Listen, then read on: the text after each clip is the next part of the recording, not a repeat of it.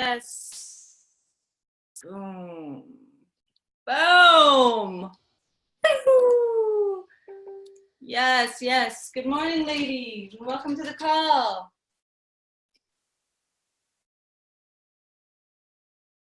Hello, hello. Good morning. Good morning. And guess what?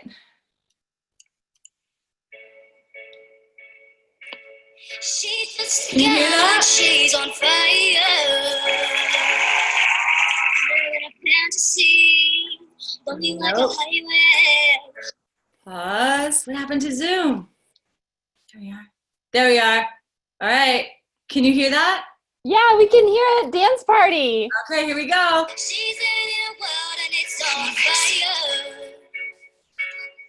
Filled with catastrophe. Go ahead, ladies. Get up. She can fly away.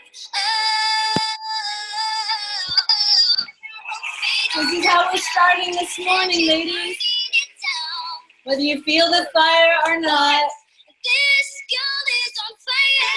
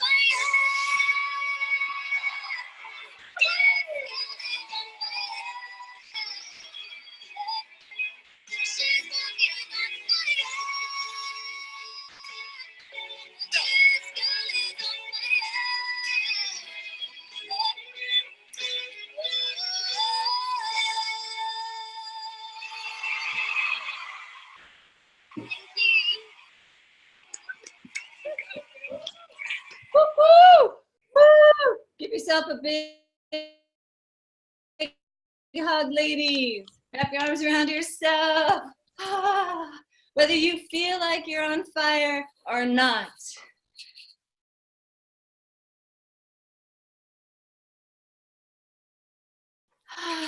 Just showing up for this call and being present this morning is an accomplishment and inspiration to everyone. I did not feel like being an inspiration this morning. I have been in travel in Cuba, and I needed to I'm just not resonating with that song. I don't feel like I'm on fire, and what if the ladies don't either? And then I found an example of that song sung by a 10-year-old in a contest, and that voice was of a 10-year-old girl belting it out for this contest, and her mom like crying in the background. And in each and every one of us, we have a young one who is excited to be alive, who hasn't failed at anything, who still feels like she has a life ahead of her. And I'm just going to encourage us all to tap into that one this day again as we start our businesses fresh with fresh eyes and beginner's mind. What would it be like for each and every one of us today to begin again? To say yes to living our life full out, to doing whatever we can to find inspiration. For me, it's YouTube this morning and dancing in the living room with my friends. That's what got my ass out of bed and came here to this call. What is it going to take for you to get in touch with and a relationship with inspiration so that you can be a way back to inspiration, so we can be of service to other people? Because you know what? That feels good. I wasn't feeling really good under my covers all by myself. It feels much better to be with all of you. So congratulations. And to start, I just want to celebrate with some really big wins. I notice I'm going in and out in shadow, so I'm going to try and hold still as much as I can. I want to celebrate some other wins and some women who are celebrating on the Facebook page. If you are having wins and you're not celebrating on the Facebook page, I encourage you to do that, because it's another way to tap into your own inspiration, to what's alive in you and what's working. So Lena, congratulations. This morning you posted up at the top, made your promise that you'd let me know what you're up to, and you are gathering a tribe of women around you. Not easy. Congratulations. Also want to put a big shout out to Kaya, who a couple weeks ago was having all kinds of gremlins attacking her from all sides. And now she's got her flyer out and she's going for her signature talks. Sarah Coolidge, oh my God, did you see her free gift? Like, she has been working that, putting the value in it, putting it up less than perfect, getting lots of feedback and making revisions as she's snow plowing up in the mountains, like really, really doing it. Jill, just a big shout out to you for driving 2 hours to the next town to do a signature talk. Like, wow, amazing. And not even being able to finish it and still getting someone interested in doing business with you. Dawn for your landing page. Sherry and Lisa for getting your flyer, for going through the tumble of like getting it right and the font right. And I'm going to butcher your name again. Elena, yeah. Yes, I did it right. Elena, awesome. Working with the babies. Yeah, just really keep the way you keep refining your message and getting out of your head and really speaking to your clients. Congratulations, congratulations. There's been a bunch of clarity in the new year, right? We let go of what's not working, we get some new clarity, and I know each and every one of you has a bit of something that you've overcome. And I just want to take a couple shares before we dive in. Is there anyone I didn't mention on this list that has a celebration, that's overcome something, that's like kicked a gremlin to the curb, that wants to just give a celebration? Excellent. Yes, Becca, let's hear from you. Good morning. Good morning. So I had a transformational day yesterday, and really stepping into that I am a leader, I'm powerful, I'm connected. And yeah, it was amazing. And having stepped into that space within a 3-hour time span, I had a conversation with a friend who said, oh, I have a friend who just had a miscarriage. Let me get her connected to you. Referral. And I got an email from my website. This is a first. The first email from my website saying I'm interested. Gorgeous. So I'm getting that call set up. So just excited and glad to be alive and know I'm here for a purpose. Beautiful. Thanks. Your clients are waiting for you. Thank you, Becca. Big kiss for you. Who else would like to celebrate? Yes, Marit. Hi, Hi. can you hear me? Yes, I can. Hi, I'm so grateful. That's why I would love to share with you that within the last weeks, so many things happened. Not only could I relaunch my website and I have buttons in it with a calendar. Yes. I have flyers and I offered a signature talk in my own seminar room, and just in a neighborhood platform, which is not worldwide, just Hamburg, just my town, and 40 people answered to it. So I can only accept 12 per time per event. So I delayed all the others to the upcoming Saturday and to next week's Tuesday. And they keep coming. More and more people are interested in my greatness program. So bringing people into their own greatness in order for them to radiate and be in their own power. And just today I had 2 discovery sessions and they both booked and they paid right away. Thank you for all your support. Wow, congratulations. Thank you. Wow, big kiss for you. Thank you. Girls on fire. And thanks to the tribe. Oh, yeah, right? Oh my God, a big shout out to the entire group. Like, it's been phenomenal. I was offline when I was in Cuba and I came back and I just saw how like one woman would post and there'd be 30 posts under it. There were conversations going back and forth. Like, you ladies have created such an incredible support for each other and are so generous with each other. It's really amazing. And the feedback you're getting, and giving from each other is super professional. I can't say enough. I've never seen it this supportive in a Facebook group. You ladies are so gelling, and that is exactly what you can bring to your clients. So today's call is, again, we're returning to the mother skill. And as Mara is demonstrating, right, that everything that you do, from your talks to your messages to your website, all the way through the discovery session, all of that is the mother skill.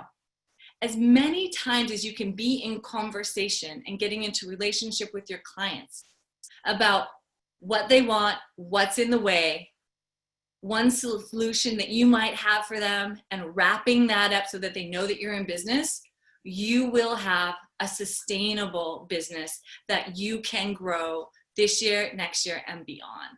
And we really, really want to do everything we can to help you really master that skill so that you can feel like you're sitting in the lap of abundance, that you have a skill that you know that can turn connection into currency in all of your videos, on stage, all of your marketing. Now, last week we reviewed some top objections that people have when you're in those enrollment conversations. And what we're suggesting is that it's leadership.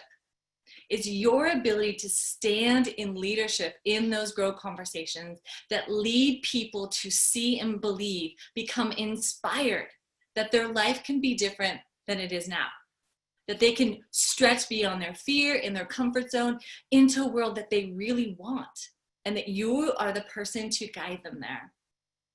And the reason we really want to return to this mother skill again and again and again, because the more you practice it, the more you will feel comfortable in offering instead of selling, right? Most women are allergic to being sold to or coerced, or we've had some experience like that, and we don't want to repeat that. So learning how to really master the grow conversation and master discovery sessions will allow you to feel like you are offering forth. You are offering forth what's in you, that you know that the one thing that you are here to do to support other people, and be able to do that skillfully. Now, this is going to help you in all areas of your business. And one of the ways that we want to reward you for having mastered this skill is a very special event. And I posted on the Facebook page about this special breakfast that our team is gathering around to honor if you're stepping into that, right? What I learned when I was in ELA was that it was much, much easier to talk about Sage's program than it was to talk about my storytelling practice. I had a real hard time telling people I was a story expert and that I could help them find a story that would help them sell. I would trip over that over and over again.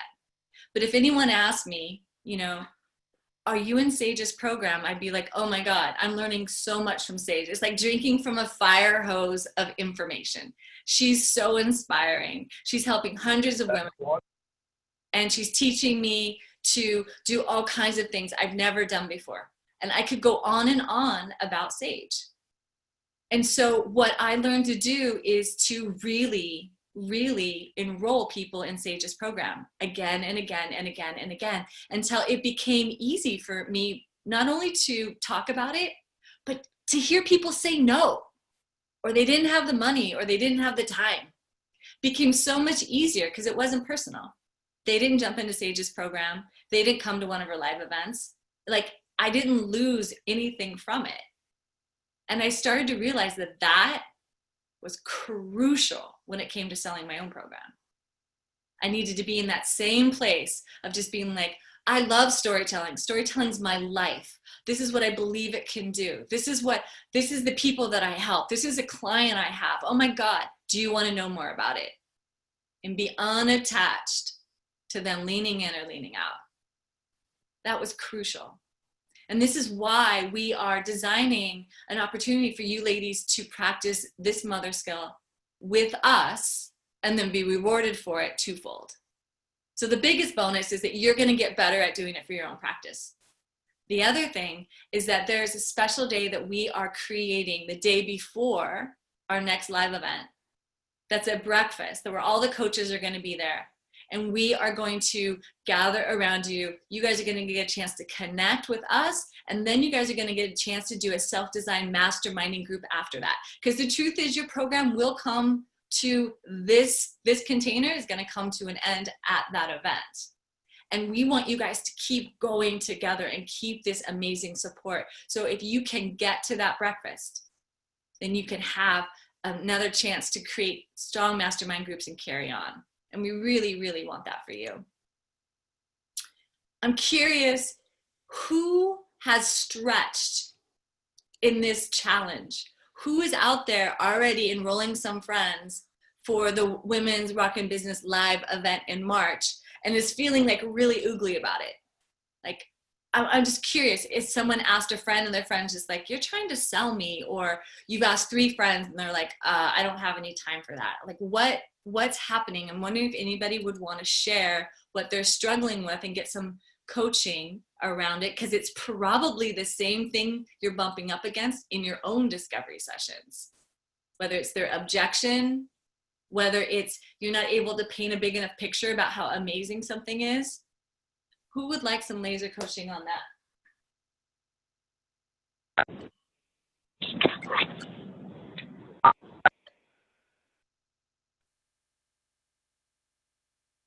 Claire, I've got you as co-host, so when you hear that, will you just clean up the line? Thank you so much, love. So I'm curious, how many of you have started inviting people to WRB yet? It's okay if you haven't. Okay, if you have, awesome. How many of you are getting results? And people are like, yes. Not yet. 1. Awesome, Sherry. Sarah's got someone on the fence and she's driving. Awesome. Great, glad to hear it. I know it's early because it's January and we've all come back from like the holiday haze and we're like, what? So it's okay that you're not on fire with it, but it looks like Kia, do you have a question? Are you willing to be laser coached on this? Hi, can you hear me? I'm in Starbucks, by the way. Excellent. I don't know how great this is going to be. Actually, I just wanted to say, so I have started talking to people about it. I actually started talking to people about it back in October when I was like, you really should come with me next March. It's so amazing. It's like the greatest thing ever.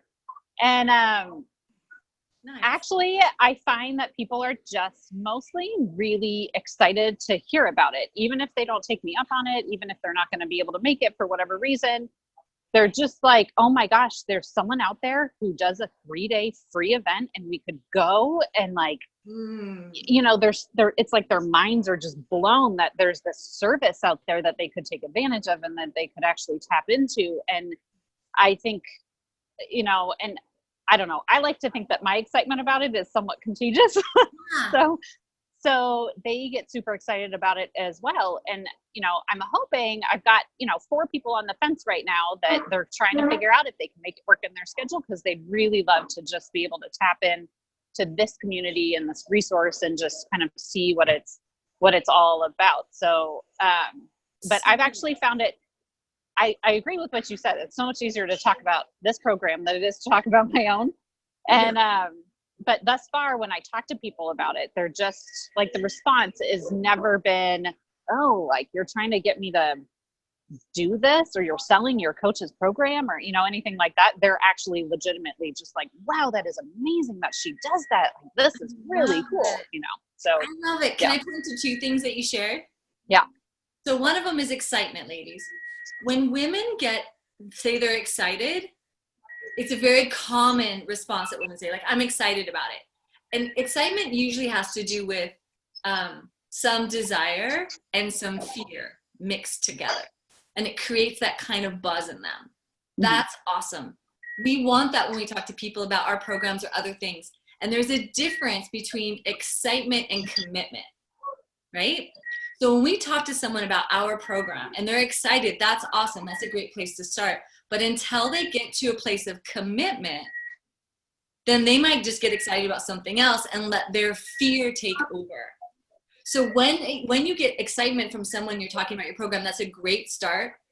And then there's the follow-up, right? So what I heard, Kia, I heard the other thing that you said was, I had a thought that they might think I'm selling to them, and that's weird that I'm selling my coach's program, but it's actually not what you're getting back from them. That's not the feedback. Is that right? That's correct. Yeah. And that's the next step that we often get hung up in our grow conversations. Someone's excited about something we're up to. And then we've got a lot of feedback on the line. Claire's it up. I'm gonna mute you. I'm gonna mute you, Kai, because it might be Starbucks. Yep, it's Starbucks. Cool.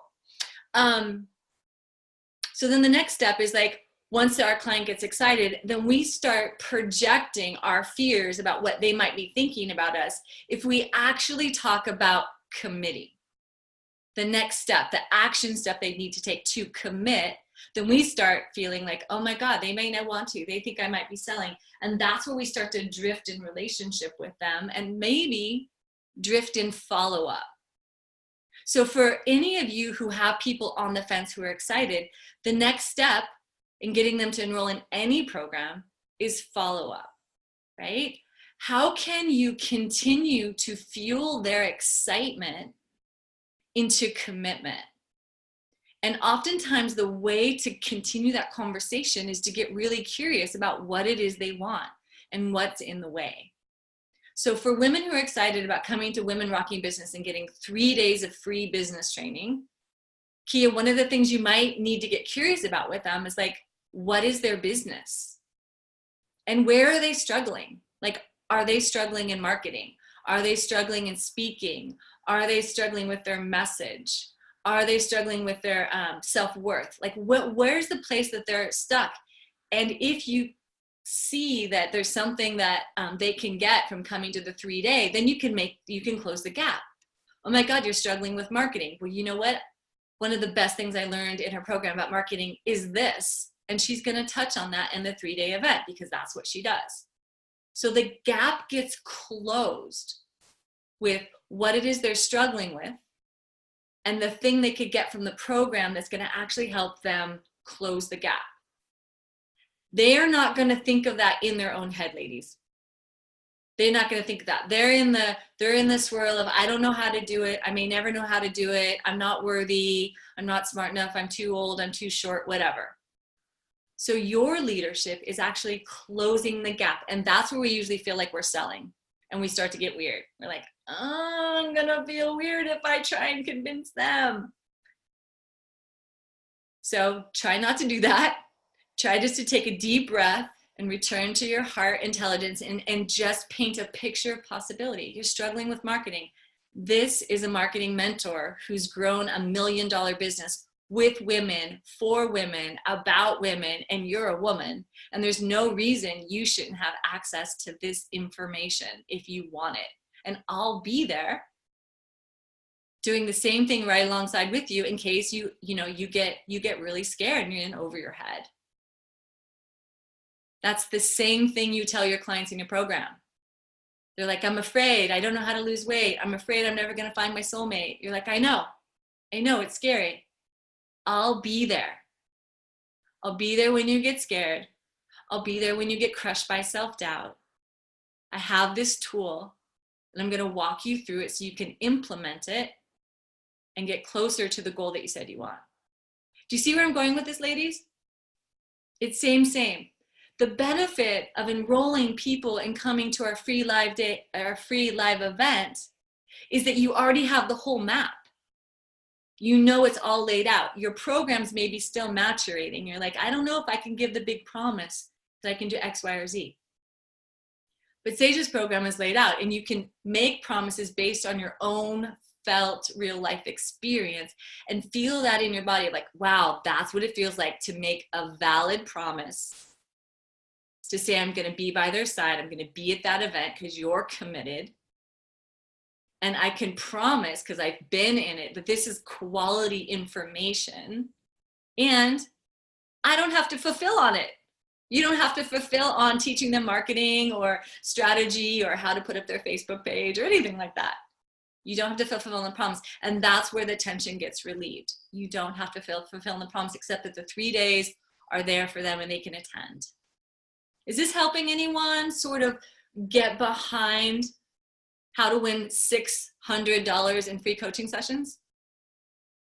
Because that's what we're saying. Awesome. Thanks, Merritt. Thanks for nodding your head down there, Rachel. We're wanting to support you, and we know that accountability is hard. That we say we're going to do things and then we get busy or distracted. And we know that some of you are out of your coaching sessions, and there are 3 additional coaching sessions actually I think it's 1 for each person you bring. So each person that you invite that comes to Women Rocking Business, where they join us or not, for a year-long program, you get an extra coaching session. That's what's there for you. And we want to give that to you for your effort, for your learning, for just being in the game. And then we know it's going to pay back for your own program. Becca, do you have a question about this, love? I'm going to unmute you.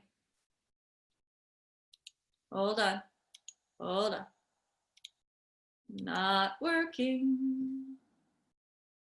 You're not frozen because I can see your lips move. Oh, there you go. That works. So I know that we've been offered the meal package. Yes. Can our guests purchase those as well? Great question. I have no idea.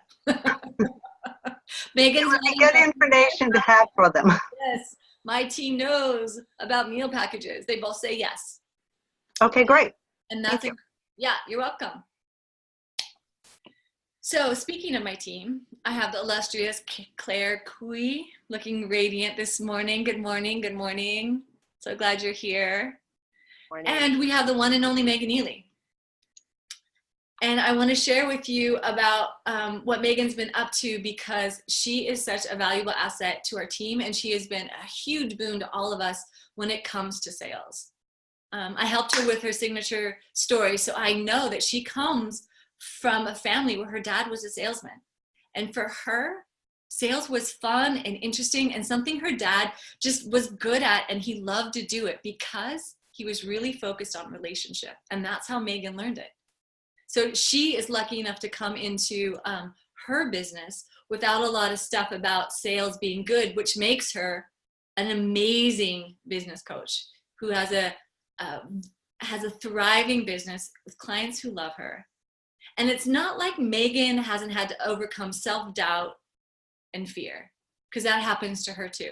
She goes through series of humanity like the rest of it, and she's overcome it again and again. And I've watched her personally go spend hours and hours at her desk in follow-up and discovery sessions. Many of her clients she has touched 6 or 7 times, just standing in the dream that is possible for them and the possibility, which isn't easy if someone's in resistance. If you have to talk to someone 6 or 7 times to get them to say yes, they're resistant. Holy shit. And Megan is a beautiful example of staying in relationship and holding that possibility beyond what they believe. She's had the highest conversion in sales during several of our sales campaigns alongside of Claire. And we're so excited to have her here on this call today to give her to help us and give us some of her top enrollment tips. And she's going to review a leadership handout today and share with you a story about how she judges herself. Like, even with the success that she has, when success doesn't come easy, she judges herself and it gets her into a spiral. Megan, thank you so much for being on the call. So delighted that you're here. Thank you, Serena. I'm so glad to be here with you today, and I'm looking forward to sharing some of the leadership tool pieces and also a little bit more later about how I got 12 friends to join me at Women Rocking Business Live last year. I'm going to be sharing a little bit about that too. That is like a record, and I benefited from that directly. Yep. Yes. She did. She won the contest. And I want to also say that Megan is a little bit of an introvert. Like, in spite of her illustrious sales, she's a little bit of an introvert. So just think about, like, what did you do, Megan? How did you get a dozen women on board to come to an event that wasn't yours while you were trying to build your practice and clients of your own? Yeah, I'm happy to dive into that right now. I'm very much an introvert, and I often think it's funny that I love sales so much and sales conversations, But the thing is, it gives you structure. Like having a sales conversation is actually a structured conversation. So I feel much more relaxed having a script and a plan and knowing where we're headed and following the grow model with someone than I would just, hi, how's your day going kind of conversation. That's scarier for an introvert. So for those of you who've been making excuses like that, like I'm really not the kind of person that wants to like just cold call and reach out to people, it is actually so much more comfortable when you have an outline of what you're going to be doing. So that was the first piece. And then I really tapped into the value, like Serena was speaking to, the value of what I've experienced and the transformation I've experienced being in Sage's programs myself, and knowing that it would be selfish of me to keep all that to myself, that there was so many women out there that would want to have this kind of a rich experience. And the fact that it's a free 3-day event and it's so valuable and something that I go to myself every year. Now I'm staffing at it, but I was going every year before that and receiving so much value. So it's easy for me to invite women. And I'm curious how many of you have been to Women Rocking Business live. I see a show of hands. I gotta look at those screens. Oh my gosh. Almost every person on video. Yes. So you know the value, and I'd actually love to hear a few shares from women who have felt the value of being there. What was it that was so valuable to you that you would want other women to experience? Yeah, Catherine, go ahead and unmute yourself.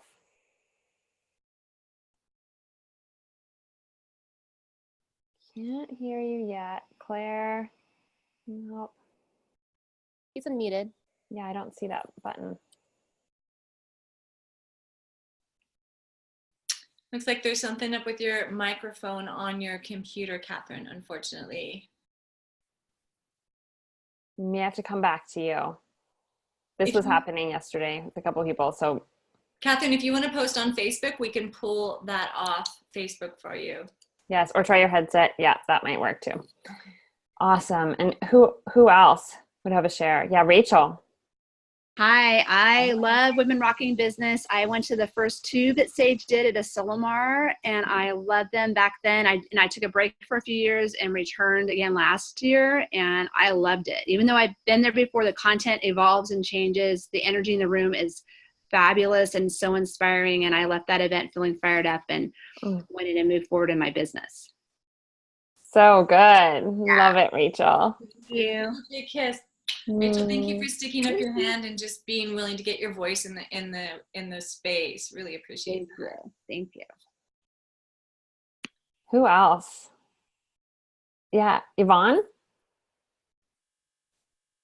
And just unmute. There we go. Hi. Yes. There we go. Yeah. What I found so wonderful and inviting was the sheer energy, the welcoming spirit. It happened the moment that we showed up for the pre-registration, and I was with Emma and Marit and one other wonderful woman, and something just opened up inside of me with the way that we were all so beautifully and authentically welcomed in. That energy just stayed throughout the entire event.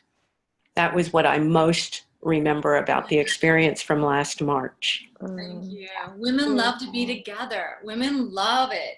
And they make friends. Look at Mara and Yvonne now. They make friends. We don't want to do this alone, ladies. We really don't. No. Big kiss. Kiss yet? No, kisses. Mwah. Oh, thanks. And one more. How about Sarah down at the bottom? We haven't heard Sarah yet. Sarah, yes. Go ahead and unmute. There you are. A good voice or a mouse voice? Is it a good voice? Yeah, we got you. Good voice. Oh, there's this mystery that's happening, so I never know. For me, one of the really cool things about Women Rocking Business is it's accessible. I have been part of other groups where you have to get on airplanes and fly, and I know for some of you that's what you have to do for this. But for me, the fact that those of us who live out in the boonies, up where I am, can get in a car and carpool down there, 4-hour drive to have all of that so that we can come up out here and do it in a group, as a group. That's what I'm looking forward to. That's what I'm planning to have happen. It's close enough for me, and I just am so appreciative of that, along with all the other stuff that everybody else is saying. But that's the thing, that, hey, there's something you can go do where you can really get jazzed up, and it's not going to take you all the way to New York or whatever. Yeah, accessible. Thank you. Thank you. Yes. No mouth voice. Let's give her a kiss. Mwah. Beautiful. And for each of you, so many of you have been, this is what you can draw on to tell the stories of what you learned, why it was powerful for you, sharing authentically. And that's how I started. So as far as how I enrolled 12 people to come with me, I started with just speaking authentically to people who I was close to already about the transformation I'd experienced, and what I had created through my time working with Women Rocking Business Live, getting to be in their programs, and people were compelled and interested to come. That was just a starting place. So the next level that I took it to was actually treating it like an affiliate partner. So most of you've heard about affiliate partners. Some of you have probably dabbled in that, started to get into that. And this is a great opportunity for you to play full out as if Sage was your affiliate partner. So I had an email list, and all of you hopefully have started your email list. And it doesn't matter about the size, because often the smaller the list, the more engaged your community is. And you can draw on that engagement. And I sent out emails because we send you templates that make it super easy for you to send. I sent out emails to my list, letting them know Women Rocking Business Live was happening, and that there were 12 free tickets available with my link, which is how many you're going to be getting as well, 12 free ticket possibilities. And I had some women jumping in that way. I also had a meetup group, and I put it out to my meetup group and invited them to come. And I made an offer for tickets at my meetup group. How fun is that? That I don't even have to have the event, and I don't have to put anything together. I just make an offer, and women are saying, oh my gosh, you're so generous. This is so amazing. And then they took me up on the offer to come that way. So something to recognize is you could be in any niche, and this can work for you, because if you're in a love niche or a health niche, for instance, you have women who are coming to you for support in those areas, and they need support with growing their own business and starting on the entrepreneurial path. And they don't have you as a resource for that. And as a business coach, I had, the reverse, where I already had a community of women who were wanting business coaching. And if they weren't buying from me, I'm really a stand for them getting support from someone who I trust. And there's no one I would rather send them to than Sage. And so it just makes sense. So even if you're in the business niche, just recognizing that not everybody is going to be your ideal client. They're interested in some of the tools you're teaching, but if they haven't bought, they just might not totally jive with you. And why not hand them over and see if Sage is the right fit? So those were a few of the strategies I used to enroll, starting personal, then email list, and then meetup. And then I also did social media posts, and I went and did a couple Facebook Lives and shared about the event that way. So basically, just use every marketing strategy that you know for yourself. You can put it towards the Bring a Friend contest, and you can win. Love it, Megan. Love it. I love it. Ladies, how many of you are following the strategy that Megan just shared to find your own clients right now? Okay. That's the first step. That's a good point, Serena. Yeah. And how many of you have enough clients? You're full up. You got enough clients to make enough money. Awesome. No shame. Put your hands above your head. Give yourself a pat on the back. Yep. Come on, girls. It's a new year. It's a new day. No shame that you don't have everything in your life that you already, that you want desperately.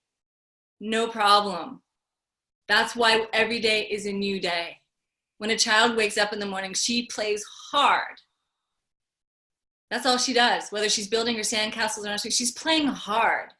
And what we want to suggest to you is that setting an intention for this year to guide you through all the things to get what you want is what's going to make the difference.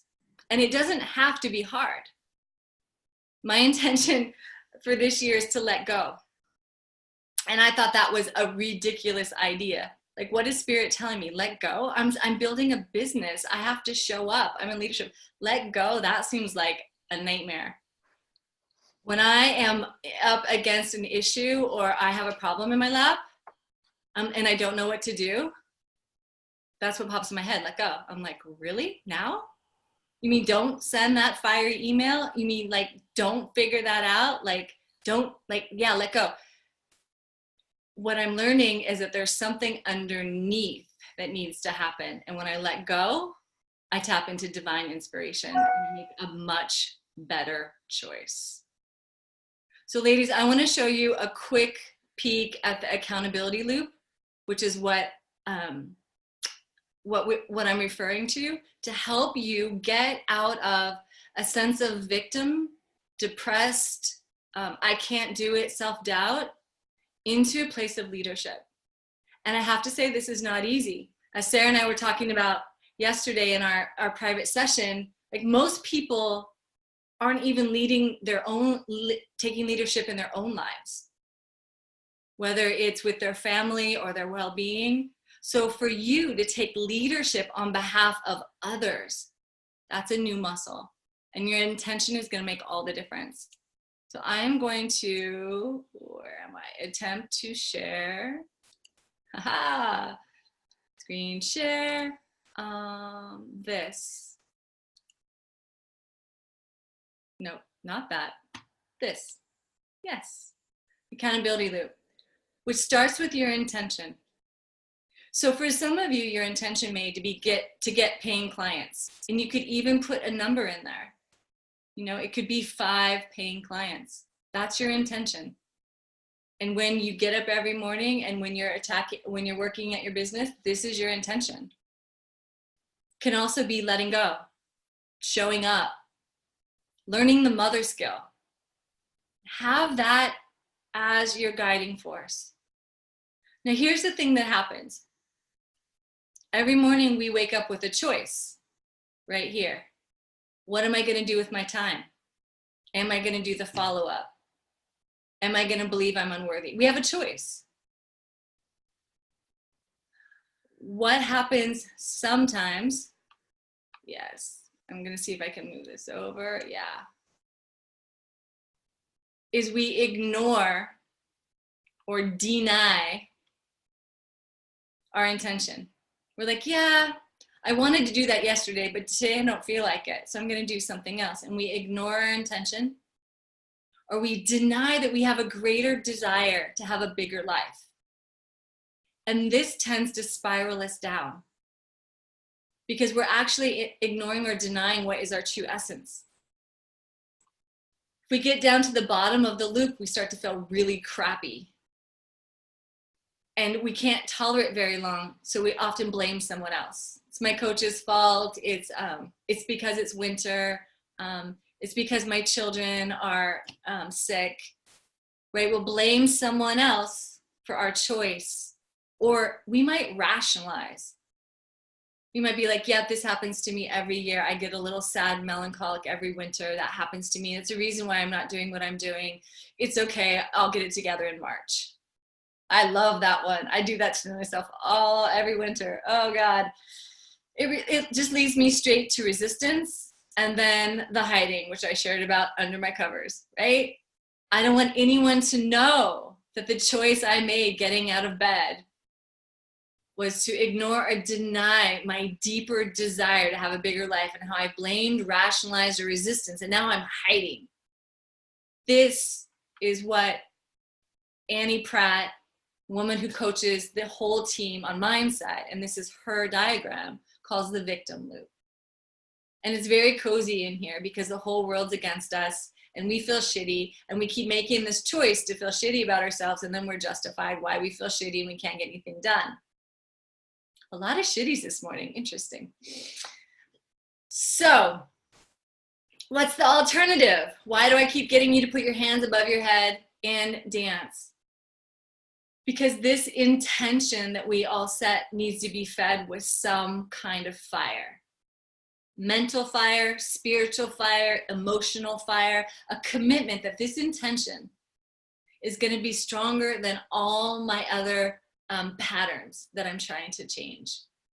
And the choice point is recognizing that you are the one who set the intention. You are the one that owns the power to say, yes, that is my intention. Megan can have an intention of shining this year. And I'm not going to compare myself to her. I'm going to recognize my intention. What I need to learn this year is around letting go into the divine. And I'm going to own that power. That will lift you up. That will lift you up into another dimension of accountability. There's no accountability in if we fall down here below because we're hiding. But as we rise up in visibility, we can own. And here is a pivotal key is forgiving ourselves, ladies. Because not every day we're gonna go high. Like this is a crazy 8, right? Look at these arrows, they go down. Right? Some days are good, some days are bad, some days we're up, some days we're down. So whenever you get to this place, it's an opportunity to forgive yourself for how many times you have been a victim to circumstance, your own belief system, someone else's negativity, some program your parents installed in you that's completely false. And that forgiveness, that self-compassion will give you a chance to self-examine. Where am I not living in alignment with what I said I wanted? Where am I distracting myself? You can examine from a more clear space. And then you can learn, what are the things that I can actually do that bring me closer to my intention? If I really want paying clients, if I really want to be in business, what do I need to learn so that I can have that? And there you can make an educated decision on what action to take and do it to the best of your ability until the sun goes down and you're done. And then you start again the next day. This intention, as I said, could be as simple and precise as let go, all the way down to like, this is my plan for the year. We started off our January call with a New Year's business plan. And we asked each and every one of you to put out what is it that you want? How many clients, for how much, for how long? And so that is what we're still hoping to see from you. So that your intention is clear and you know what you're going for. Without that, ladies, it's super easy to fall into a sense of, I don't know where I'm going, I'm overwhelmed, and everyone else is doing it faster and better than me. And that, ladies, would make anyone want to hide under the covers. Don't you say? Yeah. Okay. So we've all been there. No shame, no blame. Most of us didn't have an example in our families or in our schools or in our churches of true leadership. What does it mean to be accountable? What does it mean to live a creative life where every day I'm saying, yes, I'm going to do this. These are the 3 things I'm going to do to get closer to that. And I'm not going to do the other things. Blame myself, blame others, or eat a bunch of chocolate. I'm actually going to have real lunch. You know, stuff like that. So we are about to move into our Q&A. And this is what I want to say about Q&A. Each and every one of you has a question. Each and every one of you is up against a choice point in your business or a place where you're being stopped. And I may be off, but I feel like I can feel it in the space. Like everybody wants something that they don't have yet, which is exactly what this Q&A call is about. You have 3 hot coaches, all completely capable of running their business and have fallen into the victim loop multiple times, who are here chomping at the bit to help you take healthy action steps. Your job is to raise your hand and articulate as best as you can. This is what I'm up against. I need to choose to do this or that. I'm confused about this. Can you help me? That's it. That's your job right now. So everyone take a big breath. Exhale with a sound. Let's do one more. Exhale with a sound. Yes, Catherine. Centering yourself. What is the one question? If I could get help from someone who's been where I am to make a step forward and take right action, what would that question be?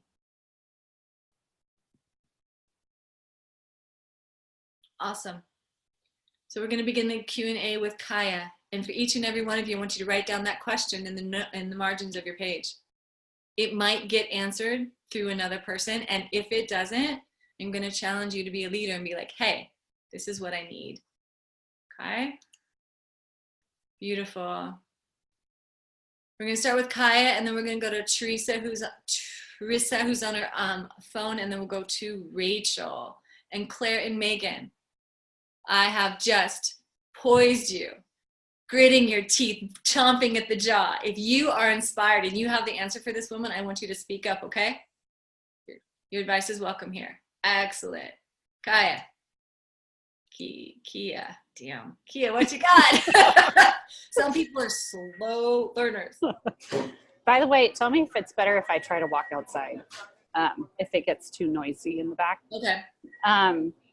So my big question right now that I've been mulling over for a couple months, it's like the one that's eating at me, is I'm in the middle of, I've got like a slew of talks coming up, and I'm going to be in the middle of enrollment again. And I finished my 5-month program, which I loved. It was super successful. It was wonderful. And I have this desire to expand it to a year-long program. But there's this nagging voice that keeps coming back. Like, I've laid out the year-long program. It looks okay to me. But the nagging voice is saying that's too big a jump to go from 5 months to 1 year. And you should do like 9 months instead, or 8 months, and then do a year, or, like baby step it up. You're not going to be able to enroll people in a year-long program. They're not going to sign up for that. And, that's going to be too much of a money increase, and, yada, yada, yada, kind of all those things. And I know that if I don't, but totally. Yeah, got and it. I know that if I'm not confident in it, then I'm not going to be able to sell it.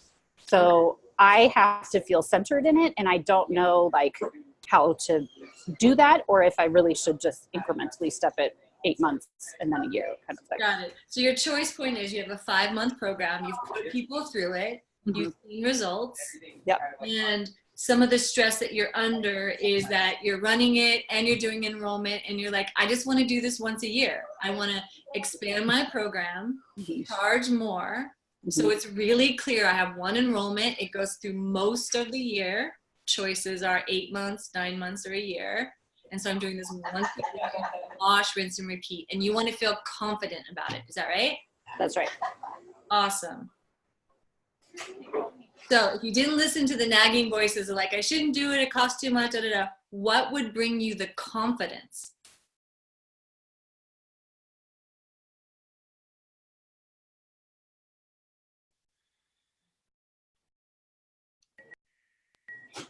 I'm not sure what would bring me the confidence. I feel like I'm confident in the program itself.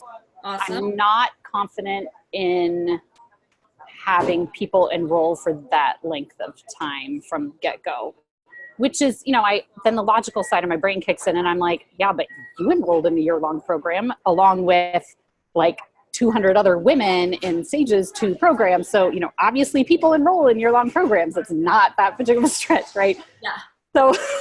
So there's that side too. That's like, well, duh, it happens. But here's my 2 cents, or 3 cents, or 5 cents, however you want to look at that. Here's my sense. Here's my sense of it. Because I had a very similar experience as you. My first program was 3 months, and then I went to 6 months, and then I went to 7 months. And each time I raised my rates and charged more for what I was worth. And I did it incrementally. And every time I was up against everything that you're talking about. Every time.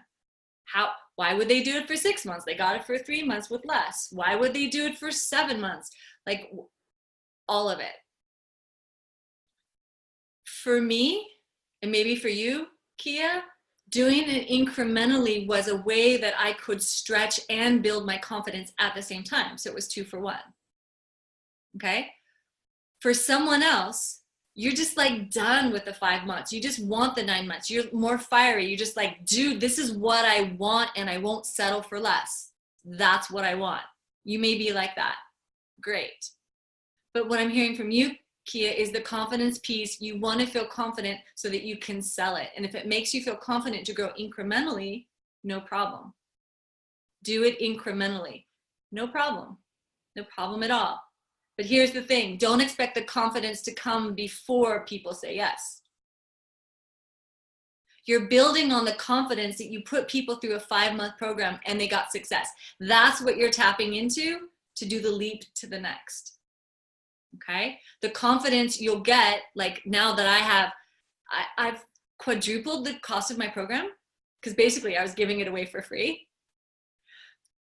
No one could have told me how I would feel now when I tell people my program is $2,500. I would have gagged before. I sold it for $400 before. The confidence came in people saying yes. So it's kind of the chicken and the egg thing. Okay? But I think the key for you and everyone is to do the thing that stretches you up into that upper loop of like, I'm choosing this, without completely adrenalizing yourself of like, can't do it. Okay? Awesome. Yeah, that makes total sense. Awesome. Big kiss for you and congratulations on putting women through your 5-month program. That's a huge thing. Yeah. And so if you had to make a decision right now on your gut instinct, the stretch from 5 months to how many months, what would it be? I am muted again. There we go. Thanks, Claire. I think honestly, it probably would be to a full year. Just because when I look at it laid out, I get really excited about that. And that part feels like juicy, kind of good. Awesome. So I think it's, like you said, it's tapping in to the success that I had with the 5, not expecting that confidence until I start getting the yeses, but to take the confidence from my last program and feed it into the enrollment conversations for this one. Great. So on today's post, Kia, what I'd love to see you do is post that, the design 12-month program, what you're going to charge, all of those kinds of things. And then I really want to recommend you get together with your coach and talk about how you're going to plan that out, right? Because if one program ends and the other one starts, you are going to be fulfilling your last year's program and enrolling, and you just want to plan for that, right? That's where the confidence comes from. Without a plan, you plan to fail. So you need to plan that in there. And yeah. I love that you were like, I don't know, 12 months. Yeah, well, just a little bit of fire in you. So the 5-month program ended in the end of November. So I'm clean in terms of clients right now. So it's all enrollment and fulfillment for the new one. Gorgeous. Which is nice. And I'm actually talking to you tomorrow. Yay! Excellent. Big kiss for you. Mwah.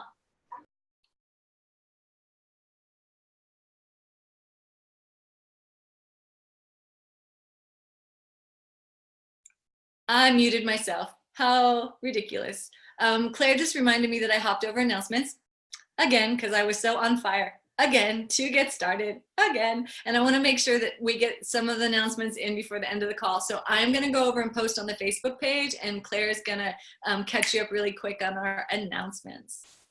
Awesome. Thanks, Serena. And what I love about what she said earlier about playing hard is that we want to give that opportunity to you to play hard with us. And so it's bring a friend.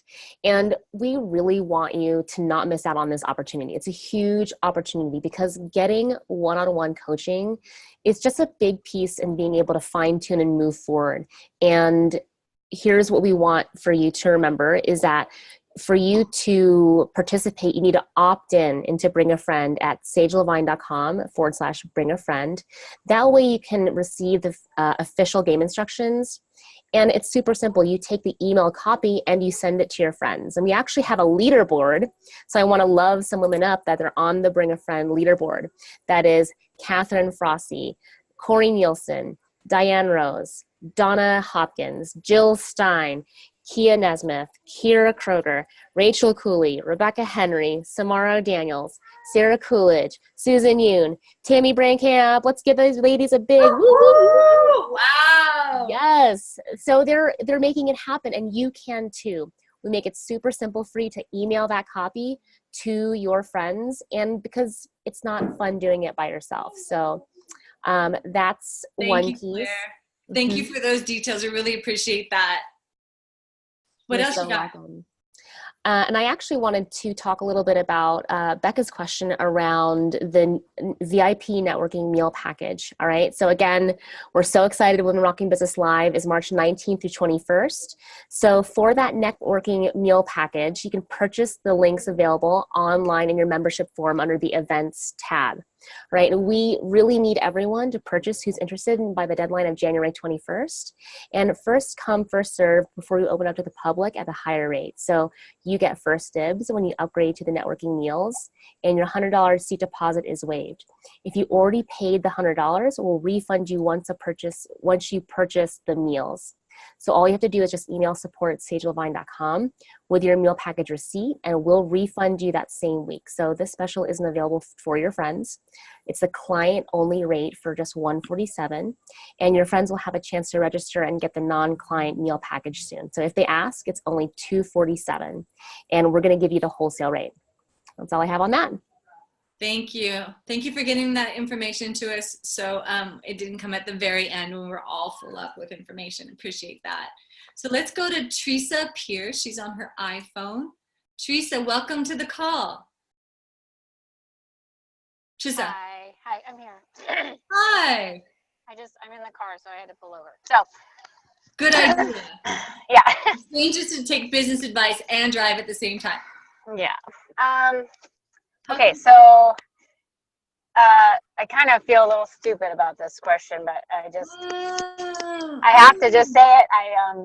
I'm in that space that you were talking about earlier. It's taken me forever to find a niche. Now I feel overwhelmed. Like, where do I start? I have talked to Claire, and she said do potential client interviews, and I'm just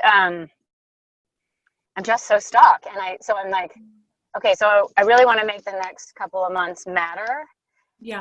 And but I think, like, I'm so uptight now about it all that and I see everybody doing their thing, and I'm just like, oh, what is your deal? And so I need to know where to start. And I've done the potential client interviews, but as far as like building the program, do I start in the beginning with my story? Do I just like try to put that program together that's in my mind, but I can't seem to get it on paper? Good. So I'm just being vulnerable, and yeah. I'm feeling small, but trying to be big, and I'm embarrassed and the whole deal. I don't know. So you're so courageous and brave to share. Yes. Keep reading. Yeah. I just want to acknowledge the pain that comes with feeling stuck. With knowing that you have something inside of you that you want to offer, and you finally got clarity, and feeling stuck on how to bring that forth and how painful that can be. Yeah. And the vulnerability of being seen in that stuck place and not shining, being like, I got something, how come I can't get it out? Yeah. So you're building resilience right now. Resilience in being seen exactly where you are. And that is one of the most valuable skills to be in leadership, Trisha. Really is. To be being seen for being a human being. It's huge. And so the first thing I want to help you with is setting an intention that something other, I'm stupid, I'm small, I'm not fast enough, right? That one, even though it's there and it will resurrect itself every time you get closer to success, which is what you're getting closer to. Every time you get closer to success and clarity, the one's going to come in being like, you're stupid, you're not good enough, right? So I know it's not true. That's what's keep rolling. Yeah, Just right. rolling. So what's going to be most important for you in this moment is your intention. That intention of what are you going to choose instead of feeding the I am stupid one. The opposite, you know. I think that's where my frustration is. I know I'm strong. I know I have something, but I'm just playing small and acting small and stuck in that victim, like you're talking about. And so I think my own frustration is keeping me stuck. You know, I can't get the clarity to lay things on paper. So I'm like, if you lay things on paper, at least you can so that's the strategy. Know what you're promoting. Awesome. That's the strategy. So we're pulling back to your intention. What I heard you say is I'm strong. I'm sorry, what? What I heard you say is I'm strong. Yeah, I know I am. Yeah. I just can't seem to tap into it right now. That's okay. That's okay. It's a practice. It's a practice of saying strong in the midst of the voices. It's the practice of having the strength to lift up instead of collapse. It's the practice of every day when the small voices come in being like, yep, I hear you, but actually I'm going to do something different. So I'm wondering if strong or strength is something you want to practice. Yes. Beautiful. Beautiful. And even your small voice. Yes. Yeah. That's enough. That's enough for right now. Awesome. So let's get you supported in that intention. And the two places I want to help you get supported is here right now. If you can, make some eye contact with someone on the screen who's like giving you some love. I can't see anybody on my phone, so okay. I mean, I can, but they're little. We got lots of faces beaming you love from people who have felt small and weak. Yeah, it's coming. And what I would like to say to you is to get support in your intention is to write it in big letters on your forehead or on your visor or on your dashboard or on your arm, like wherever you need to write. Like this is the one thing that's going to be my answer whenever I feel small. How do I make a move that's strong? How do I build my strength? And the other thing I'm going to recommend you do is get accountability. Do you have a buddy in the program, love? No, I haven't. No. Okay, no worries. That's the other part of it. I've been very disconnected, and I'm just. So you get to reach out and get a buddy.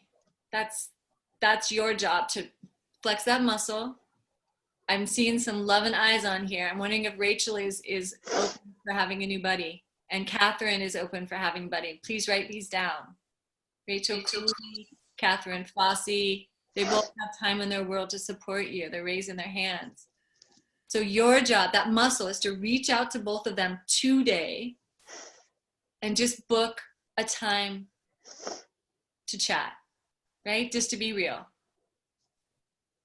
Okay. You said, I'm sorry, Rachel and who else? Rachel Cooley and Catherine Fossey. Okay. Thank you. Yes, love. And who's your coach? Claire. Awesome. And that's your next step. So flex the muscle and get back on Claire's schedule, even if you've already had a session with her, and get another one. All right. And I'm going to bet, love, that with some more support and your own commitment mixed in with that it'll be easier to follow a strategy with that mindset. And then you'll just keep moving on. Okay? All right. Thank you. And if you start to feel some flow of inspiration and you're feeling and seeing your program in your head, yeah, write it the fuck down. Yeah, absolutely. Bring it to your coach. Bring it to your buddies. If that happens. Okay. Thank you so much for your courage and your bravery. I see the one in you that's in me. Yeah. Big kiss for you. Yeah, thanks.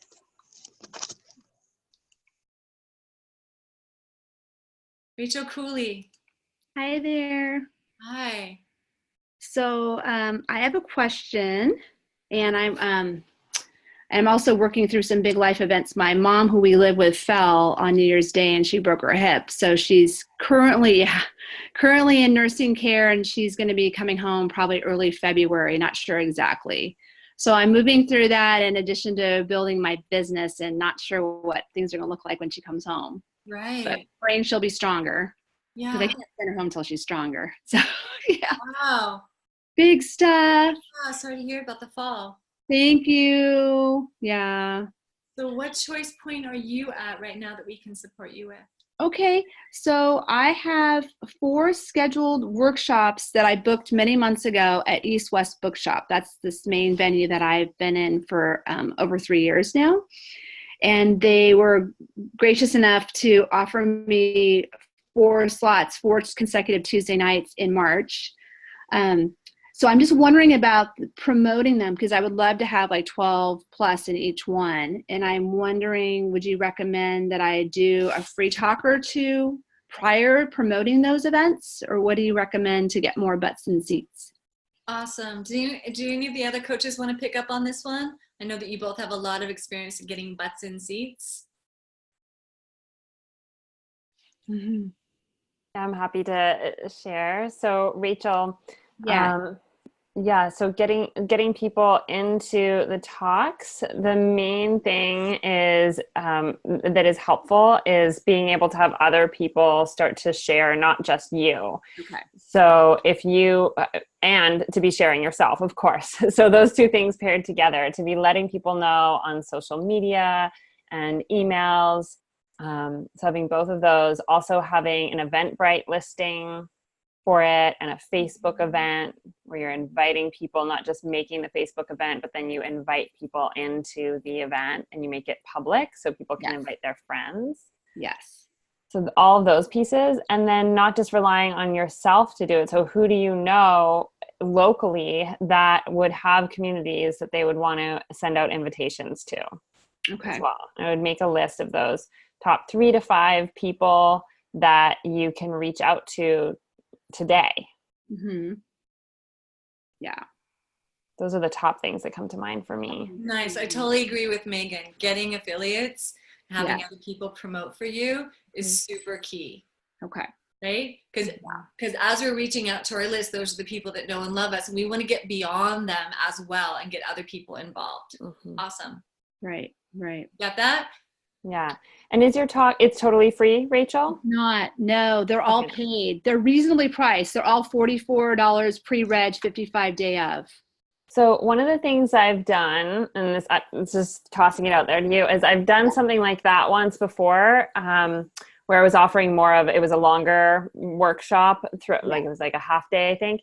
And I said that it was paid with that fee, unless you bring a friend with you, then you both get to come for free. Okay. That's hot. And that obviously doubled the size, and it was probably my most engaged group that I ever had for like a paid thing like that. Okay, so that's an idea for paid thing. Yeah, that's hot, because Rachel, do the numbers, right? If one person comes and they pay you $50, right? That's and they say they don't enroll in your program. But if you offer it for free and they bring a friend, and even one of them enrolls in your program, you'll make way more than 50. Mm-hmm. And that's what we really want you ladies to see, is that if you're choosing to offer workshops that you are asking people to invest in, a lot of times they won't invest further, because they're like, $50, I got 2 hours of great whatever, awesome, what a deal, I don't need anything more. But if you can lead with the generosity of like, come, get this for free, I'm giving you all of this, and there's more, and let's talk about the investment, you can make up to, right, $300, $400 a month, as opposed to the one shop for $50. Right. And I get that the initial investment, right, you're having to pay for the space, you have to pay for your time to put it together. Like, there's an investment on your end, but it's more lucrative to do it for free. And Megan's idea, invite a friend, oh my God, there you go. You have other people enrolling other people to come. It's brilliant. Right. Awesome. Yeah, I'll see what I can do because it's at this particular bookshop, and I can approach them with that idea and see what they think. Great. Great. Yeah, they're one of your affiliate partners. Beautiful. Yes, they are. And I'm curious, Rachel, are you paying the bookstore or? No, I get the space for free actually in this case, and it's a 50-50 split with the revenue. Yeah, great. So what I would offer in that case is that you just pay that 50% of what those people would cost. It's like a space rental fee. So, I mean, you could talk to the bookstore or you could, just take it into your own hands. Okay. Thank you. Yeah. Big kiss for you. Thanks, Serena. Yeah, I just love Rachel's strategy of booking more than one talk at the same spot, right? That consistency. So people know that, like, Rachel does this thing at the bookshop. Oh, I missed it this week because my kid was sick. I'll come the next week. Right. She's just committed to doing a series, and that shows up really credible in the community. Really great strategy. Thank you. Hi, Pam. What are you thinking about over there?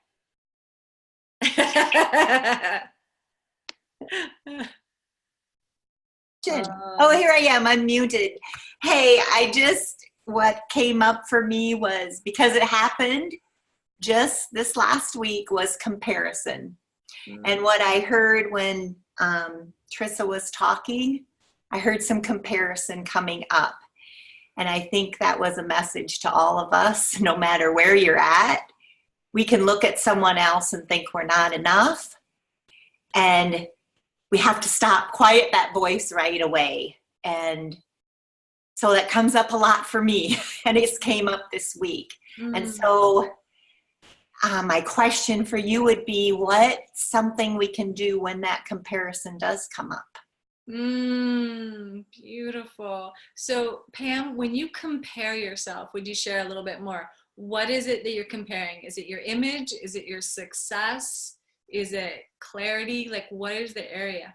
All of the above, probably. So my success was I had a speaking engagement and I spoke. I felt really good about it. I came home.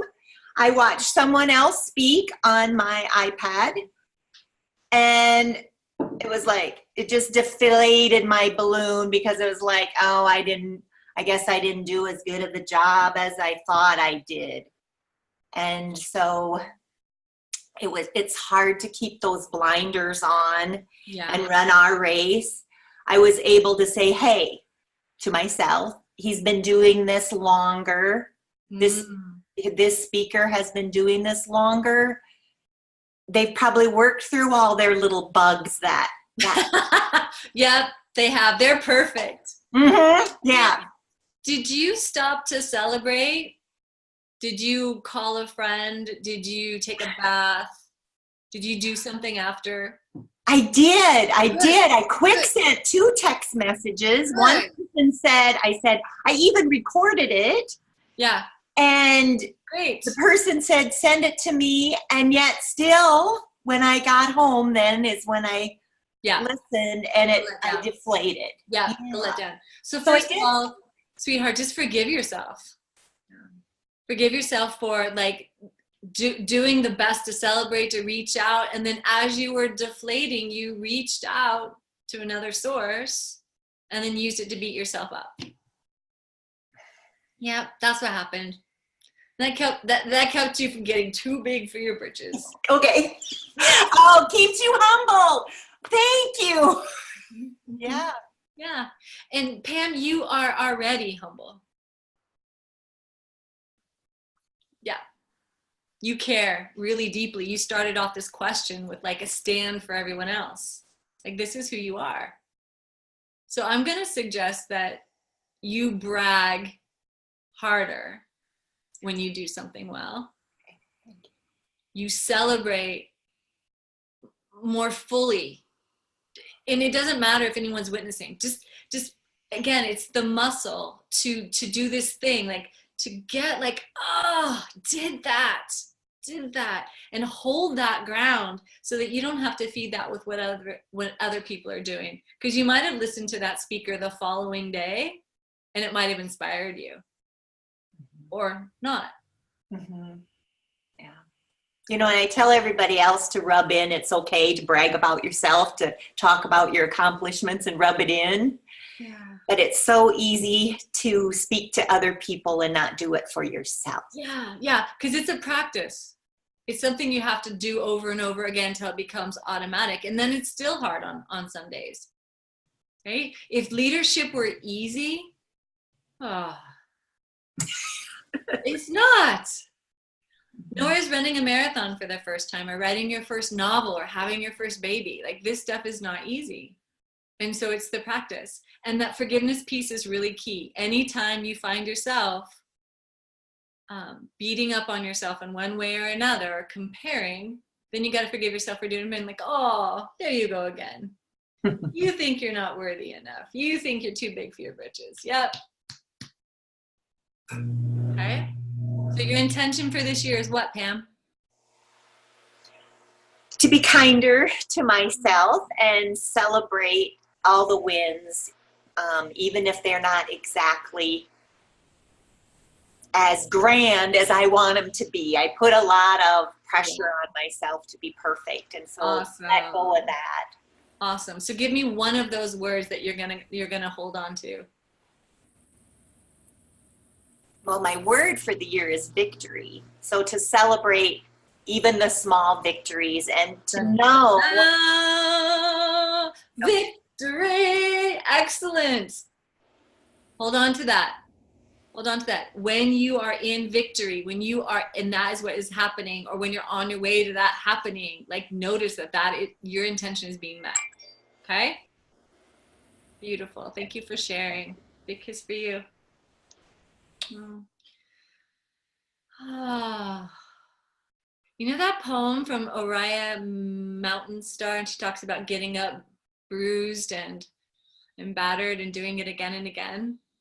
I just think about that a lot in any kind of evolution, even the evolution of the planet, as we're trying to conserve resources and use less and protect what's left here. It's like, yeah, we have to wake up with the mistakes we've made of the past. We're not without our history. And find a way to stand, walk, speak as if we haven't forgotten everything that's happened, and as if we could make a difference. It's no easy task. We can all give up if we want to, but guarantee it, there's going to be no victory and no happy dances if you give up, because it's just not part of the game. And maybe no pancakes either. So finding, fighting, groping your way towards your new life is what this is about. And you ladies are so amazingly courageous alongside of these two coaches here. It's an honor to be with you. Jean Perlman, do you have a question that we can support you with today? Hi. I just want to say that Pam is amazing, and I love the coaching you just gave her. I could totally relate to her, but I often watch her lives, and I learn so much from her. Oh, listen to that, Pam! Woo, someone's listening to you speak. Yeah, she's done great lives from her group, and I started doing lives from my group, and I know she's been one of my inspirations. I always need to have that nugget of a reminder that everybody, you know, she may be looking at that person that's leading her towards where she wants to go, but she's leading so many of us within this group. And so I just wanted to say that to my friend Pam. Rub it in, Pam. Rub it in. Get it. Victory. You're an inspiration to your sister. Thank you for that acknowledgement, Jen. That's so special that you're watching her. Really. Yeah, and everybody within the support of our groups, and it's just magical. All right, so I've had a couple of questions. Of course, a lot of it has been answered through Kia and Rachel. So here's where I'm at with something I'm doing on my business page, which I've been loving, but I want to shift. And that is every Monday I've been doing a live where I'm doing free intuitive readings. And I wanted to have some boundaries on it because I can be super generous and that feels good. And I'm getting crunchy because I want to shift though I'm inviting people to the discovery sessions, yada, yada, I feel like I've already given them the carrot and I don't know how to get them to pay for it now. And I'm feeling weird. Carrot of giving them a free intuitive reading, and now now I feel like I want people to start paying me. But at one hand, yeah. On the Facebook Live. Yeah, well, it's getting to that sticky part of I'm a professional, I'm offering this to now. How do I close the window and invite people to start paying me for this offering? Or do I just let it go? So you're hearing like my confusion and I'm not articulating what I'm wanting, and that's the problem. Well, here's the thing, Jen. If offering an intuitive reading is getting people to hop into discovery sessions and you're able to convert them into a paying client, it's working. I wonder why you'd want to change that. It has not quite worked that way, I guess is what I'm saying. Got it. Is it the discovery sessions themselves? Right. So it's kind of where I think I have a disconnect is I tend to over offer. They're getting what they need. I'm getting visibility, which is good. I'm getting more likes on my page, which is good. But I guess maybe the decision I need to make is how do I make it more clear that I'm wanting discovery sessions? And that's why people are beautiful. So I'm not hearing that offering your intuitive work is a problem. You could, if you feel like you're over giving. How long does the intuitive reading go for? It's improving. I'm on for an hour and I say the first 5 people, and I'm also setting the intention that when people watch, the intention that I said to the universe is I want this to be a serious exchange, people showing up that are really potential clients. Okay, so sweetheart, I would recommend shortening it and offering a half an hour to each instead of an hour, because that's part of the overgiving, right? You're giving all. No, I'm not. They're not on for an hour each. I'm on for a full just hour and inviting people to come on who would like a free reading, but it's capped at 5 readings. Got it. So everybody gets maybe like 5 minutes each. And then I tend to do coaching, or I just kind of talk about what I do with clients. Got it. So it's a promotion of me. Yeah, I get it. I get it, Jean. So here's my advice. So first thing is I would shorten it. I wouldn't do as many people. I do 3. Yes, that's what I was thinking. Okay. Great. So, because you're so intuitive. I would shorten that down. You read my mind. Yeah. You read and my that's mind. going to make it feel more, it's going to make it feel more, there's going to be more desire because there's less spots. So I'm like, I want that. So that could raise it up. And I'm going to actually point to, it's the discovery session itself. So when you're going to be saving time on your Facebook Live by not doing so many readings, is really to build the value of your discovery session and make it super clear. Right? It's so obvious that you say that. This is what you get in a discovery session.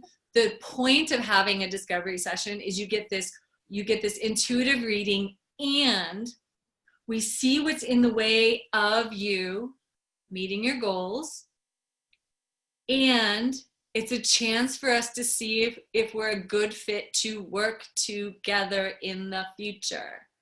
Ladies, if you're not saying that line, you can't blame your clients for not knowing you're in business. That's the line that lets them know specifically to see if we're a good fit to work together in the future.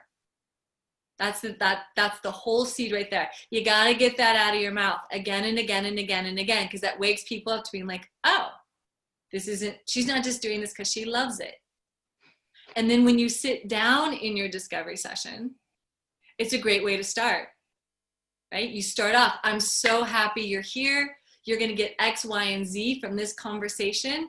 And this 30 minutes is really a chance for both of us to see if we're a good fit to work together, because I have more services that I'm going to offer you at the end of this 30 minutes. Tell them at the beginning. And then that alleviates all the bait and switch that people get scared about, and then it alleviates your attention. You're like, now they know that at the end of this conversation, I'm going to let them know, yeah, we're a great fit. And you can also say that at the end, you know, after talking for you for 30 minutes and reading your field or whatever it is that you do with them, like, exactly. I think I could really help you with X. Would you like to know more about what I do? So Jen, if you're not saying any of those things, like very clearly to your clients in your growth conversation, I'm going to suggest you need to bone up on doing that in your growth conversation, and don't worry so much about what you're giving away on your Facebook page. Okay? Perfect. Awesome. So Thank can I get your commitment to work on your growth conversation with your coach? Yes. Who's your coach? Shannon. Excellent. Shannon's a great person. So I'm hearing you say that you're going to get a coaching session and work specifically on the growth model, saying those things that I just fed you, right? Yes. What's your word for the year? Shine. You! That's right. I want to see you shine in your growth conversations. Great, great, great coaching. Thank you for being coachable, Jen. Big kiss for you.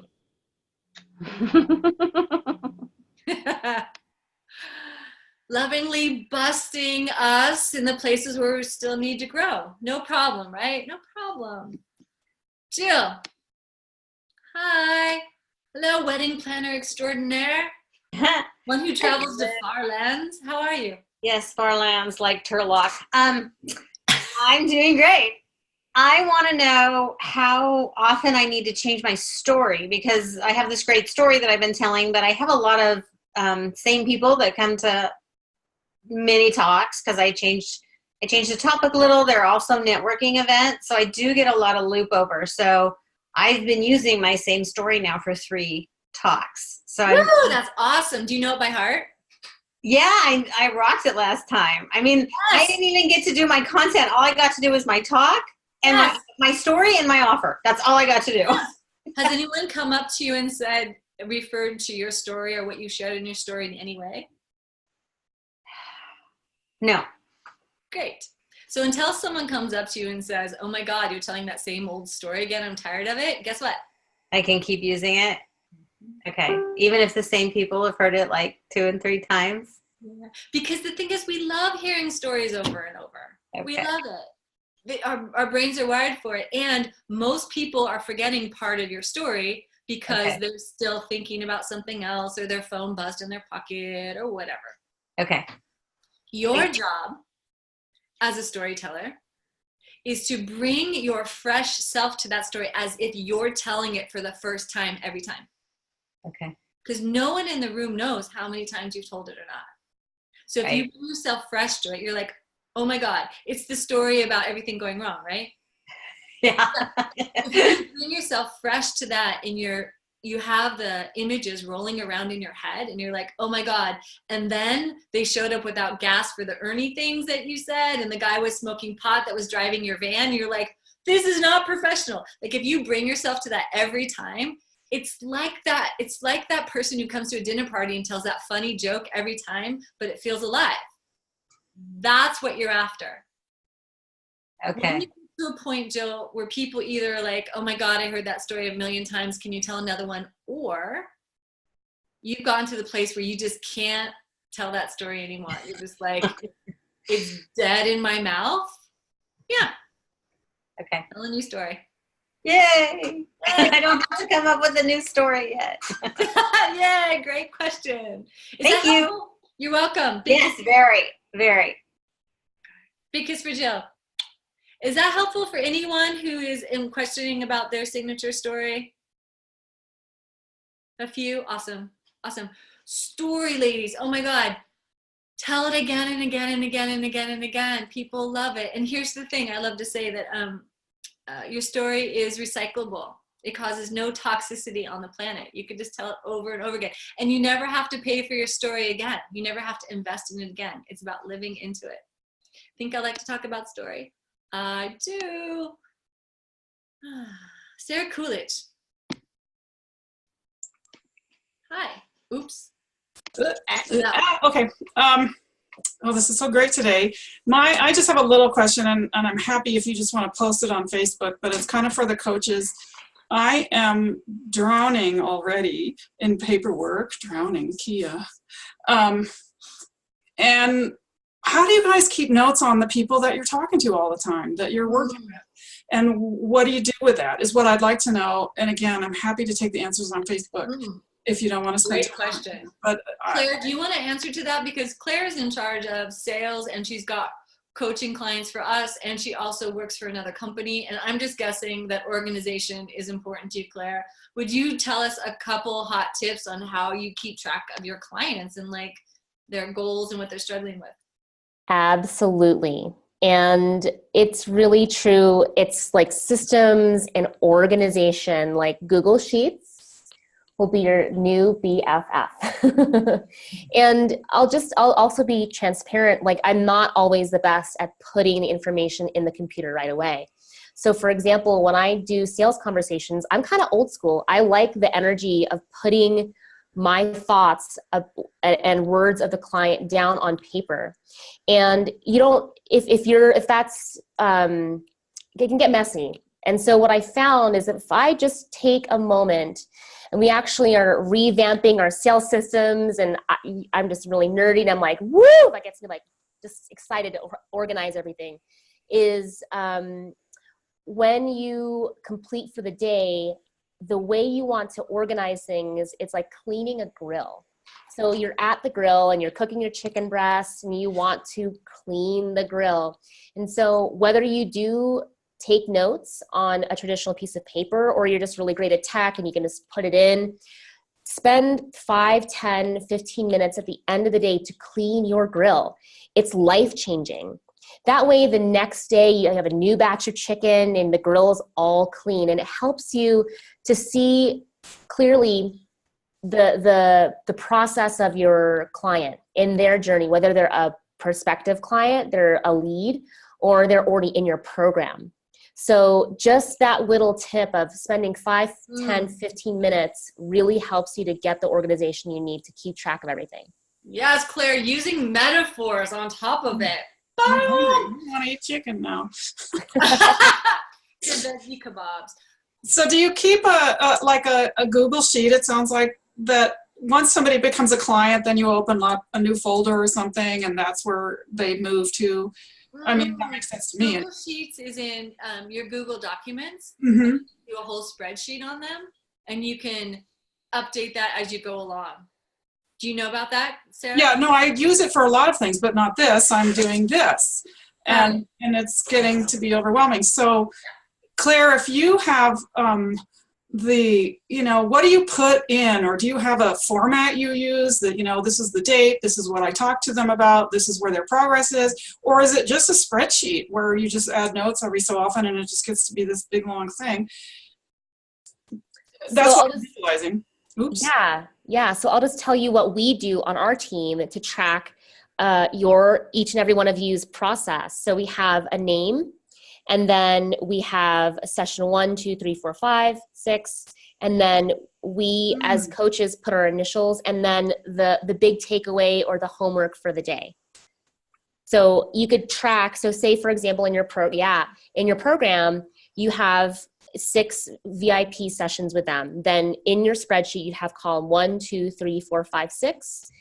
I would recommend putting the date and just the bigger takeaways and the bigger nuggets out of the sheet of notes that you're taking. Oh, I love it. Yeah. I'm going to clean my grill. Clean the grill. Thank you. So good. You're welcome. So good. I want to add one thing to that because when I do discovery sessions, not everyone becomes my client, right? Those are potential clients. So I track them in a regular, one of these things, a regular folder like this with tabs. And so I have the names of my potential clients. And when they come in, I just take, Sarah, old-fashioned notes like this, where I have their name, their phone number, and I track the grow model. What's their goal? What are they in? What are they up against? Right? What's the thing I offered them? And how did the wrap up go? Do they need to talk to their husband? Do they need to check their bank account? Do they need to talk to their mom? And I keep it in this, and I don't put it in my computer yet because they're not my client yet. But I take copious notes on them, and I make tabs under their name so it's personal. So when I go to do my follow-up for my discovery sessions, I'm like, well, what happened with Erica? What happened with Brilene? Do I need to follow up with them? And when I do, I have the information about what they want and what they struggle with, so I can mention that in my follow-up. Oh, I love it. And this is really important. So if someone becomes my client, I take this information and I put it in a Google Sheets. And if they don't, I rip this page out and I put them in my my email list, and then I let these notes go. I don't keep my notes on every discovery session I've ever had. I keep it while I'm in enrollment, and then I move them either to my email list, or I move them to another special sheet, that is follow-ups for the next time my program opens. Right? Because if they said no to my program this year, they might be open to my program next year, and I don't want to have to go find them in my whole Gmail list. So I put them in another Google Sheet. So they're warm prospects for the future, sort of, and not exactly, because I've actually had a conversation with them, and what's true is we've already built a relationship. They know me, and they actually say it again. I was going to say they'll be thrilled when a year later you say, and I remember you saying that you wanted to grow this cool, trip thing. And yeah, they might be. And like Sarah Coolidge was saying, she's been to Women Rockin' Business for a couple of years. She took a break, she came back, and then she enrolled. So her enrollment life was 4 years before she said yes to joining the tribe. You will have people like that in your life. Mm-hmm. Like, no, now's my time. Cool. Thank you so much. I really appreciate it. I hope it was good for other people because it was great. I've been seeing a lot of heads nodding. Yeah. Thank you. Big kiss for Sarah. One of the biggest things that can happen is you can have a whole paper nightmare in your office like I have right now. And if you don't clean your grill at the end of the day or the end of the month, it's going to become a paper monster. And that, again, is going to slow you down. So one of the things that we all recommend in the Freedom Schedule is that 1 day a week you set aside to work on your business, not in it. So 1 day a week, maybe it's 4 hours, maybe it's 2, you spend just organizing, tracking, doing that, and you're not seeing clients. Now, it's hard in the beginning because you want to leave your schedule really open to see all your clients. But what I've found is really true is my business keeps growing is if I keep Monday free for organization, I'm ahead of my week. If I put my organization on Friday, it never happens. Never. Not even Thursday afternoon. Nope. So I put mine on Monday because it's the thing I don't like to do, and I organize ahead of my clients. And that helps me work on my business instead of in it. So I recommend you consider that. Give yourself some more freedom. Thank you, Claire. Susan. Hi, Susan. Welcome to the call. Where are you calling from? Hi, I'm in Sacramento. Hi. Is it raining there too? What's that? Is it raining there too? Yes, very much. Very much. Yeah. Yeah, so this is great. Thank you guys for all these great questions. I'm learning a lot as we go along. Great. So I guess just to give I know we don't have a ton of time, but just to give a quick recap. So I did my first signature talk, real signature talk, where I did the story and made the offer and all of that last week. 35 people signed up, 10 came, and then 8 signed up for discovery sessions. So I thought, well, that's pretty good. That's better than average. Congratulations. Well, however, 4 of those people, I scheduled them and then 4 have canceled. Yep. Saying thank you, but no thank you. I really don't think I'll have the money or time. Before I've even said anything about the fact that I'm going to go into my program, but obviously I seeded the program in my talk, so they're aware of the fact that I'm most likely going to do that. Yeah. But I said, well, hey, if if you don't want, like I said in my talk, if you don't want my services, that's completely okay. I still want to support you and give you a couple strategies if you want. And people are, not doing that. So well done. So, but the few that I am doing, every single one, so I've done 3, and every single person is, well, I have to talk to my husband, which I know is a common response. And so the one person, when I said, okay, well, I'll give you a call tomorrow after you've had time to talk, and we'll go from there. So the one person said, well, I talked, and he's really supportive of me getting counseling and working on my body image issues and that kind of thing. But we're remodeling the kitchen and this and that. So when is your next program? So I said, probably it'll be starting in August. And so would you like me to call you in July? She's like, yeah, that'd be great. I'd love for you to call me in July. But part of me feels like I'm just being kind of dismissed, like they have no intention, that they're just, whatever I can say to you to get you off the phone so I don't have to continue talking about this with you. I don't know. So I guess my question is, like, is there a magical, yeah, right. Right. I feel like the husband thing is, I don't know if, I feel like it's a big barrier I just don't know what to do with. Awesome. I know that in our discussions we've talked about how to deal with it, but then I totally hear you, Susan. I freeze in the moment, like, oh, I'm supposed to say something here, but I don't remember what I'm supposed to say. Yeah. So I wanna lead you through something for a minute. Are you willing? Yeah. All right. So I want you to focus on your hips. Okay. Because what I'm watching is you say, when they go to talk about the husband thing, and I'm watching you do this. So what I'm curious about is, if you kept doing that, you're like, I'm on the phone, and they say, I gotta talk to my husband, and they're putting me off. What, if you could be uncensored, what would you ask them? Not tell them in that moment. What would you ask them if you were to be direct? Is that really what your concern is at this point, your husband's feedback? Yes. Now, can you say that without as much edge? Are there other concerns beyond your husband's feedback? Same sentence. Same sentence, okay. What else might be holding you back right now besides? Is that really the concern, your husband? Is that really the concern? Your husband. Your husband. Yeah. Can I give you another line? Yeah. Okay, try this. Can I ask you a question? Okay. Feed it back to me. Can I ask you a question? Yes. Is the concern really your husband? Is the concern really your husband? Yes.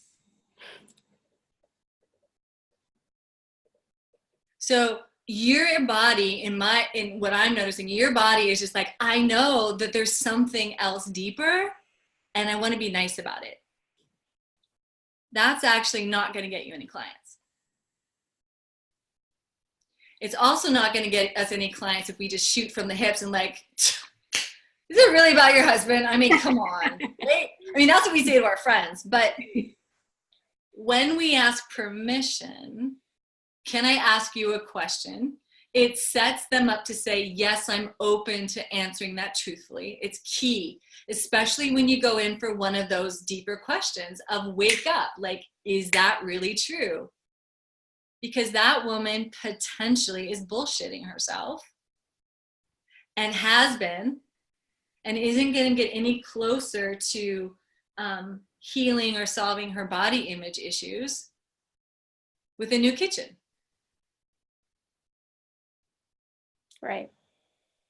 So your job, Susan, that is what we talk about, sitting or standing in the fire. So when you're on a phone call with your client and you've gotten their big why do they want to work on their body image? And they say, I got to talk to your husband. That is the moment actually the conversation starts. From there, you're going to ask her, can I help you in the conversation with your husband?